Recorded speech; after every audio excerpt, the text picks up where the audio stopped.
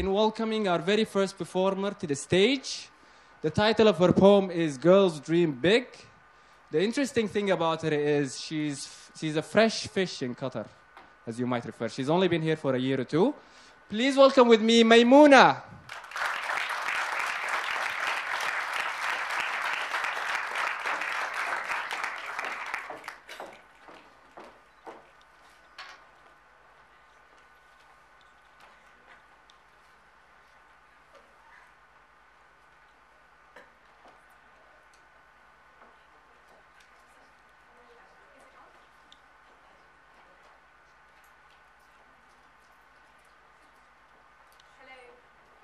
Hear me? Assalamu alaikum, everybody. The United Nations estimates that by 2015, 56 million children will remain out of school. They emphasize that discrimination against girls and women in education continues. Over half of the out-of-school children are girls. This poem is about them. It's called Girls Dream Big.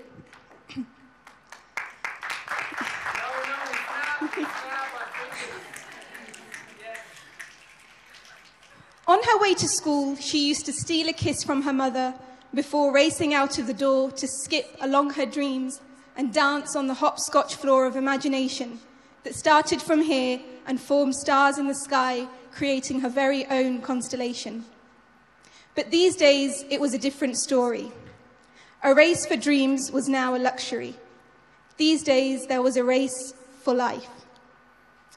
For when she walked out of the door, she trod her path quietly, her movements small and careful, because the same earth that once held dreams now held roadside bombs on its turf.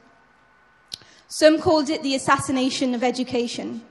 Men with guns, not guarding presidential palaces, but in front of schools, afraid of wisdom and armed, and books defenseless. Shelling spelling and multiplication. Did they not know that they were only increasing the thirst for education in this generation? Had their war erupted from a society's exploitation, because it certainly is not what the media has termed Islamification. For the very creed of the book they claim to follow begins with the word read. But this war on books is older than angry bearded men. It is wider than the northwestern frontier. But perhaps the topic was not so fashionable, because back then we were happy to rest, for there was no interest in those lands for us. For there are millions who have never seen a bearded man with a gun, but still run from paper and pen, because of harassment, or perhaps the risk of embarrassment they may bring. What about the restriction on women's mobility for fear of her safety, or the endless cycle of poverty? What about ghost schools, classrooms without classes, the exploitation of state education through corruption? Perhaps she is not permitted to read because she was always regarded as a burden and times have worsened. Or is it because she is a strain for the constant risk she carries for bringing shame? Is it because of the worry of a dowry? Old man, don't give her gold, for gold she will have to protect. Give her instead wisdom, for wisdom will protect her. Perhaps she doesn't read because of the fairy tale aspiration of a horse and carriage, the idea that a girl is a problem to be fixed by an early marriage, because she was never supposed to be judged by what she carries in her heart or mind, for she is a girl, her business is but the curl of her hair. But let's stop for a moment.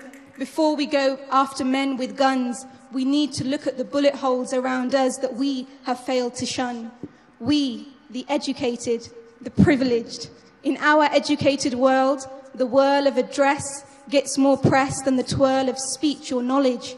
In our educated world, you are celebrated with crowns of the universe if you choose looks over books. And being beautiful has become the best kind of high. And you know, for a long time, we've stopped asking why. You see, these days, you are deemed literate if you have a degree certificate. Is this not also the subjugation of the true meaning of an education? Knowledge was once described as the road to paradise. But what happened to that road? An education of heart is where we need to start. a training in restraining our egos, so angry men will think twice before lifting a gun, and so that the world knows that girls don't just want to have fun.